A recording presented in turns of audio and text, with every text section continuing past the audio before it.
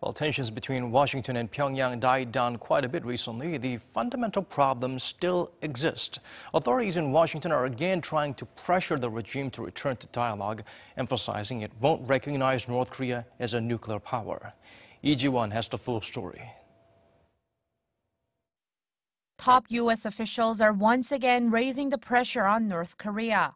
Speaking in Ottawa Tuesday after a meeting with Canadian Foreign Minister Chrystia Freeland, U.S. Secretary of State Rex Tillerson said talks with North Korea will not be possible unless the regime shows it's ready to talk. He said the U.S. is waiting for a sign of that and that the pressure campaign will continue until the regime is willing to give up its nuclear weapons and allow for verification.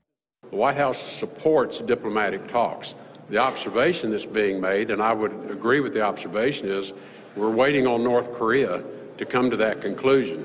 And until they do, the pressure campaign will only intensify.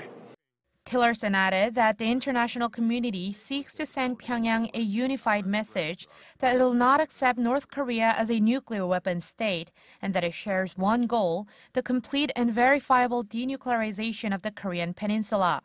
And as part of the effort, the two diplomats agreed to co-host a meeting of foreign ministers in Vancouver next month.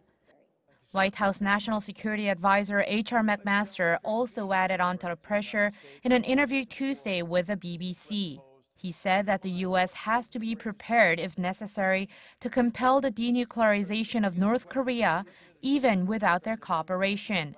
Though the U.S. wants the resolution to be peaceful, McMaster echoed President Donald Trump, saying that all options are on the table. McMaster also made the case for a denuclearized Korean peninsula in an interview with CBS on Tuesday, saying that the U.S. cannot tolerate the risk of coexisting with a nuclear Pyongyang.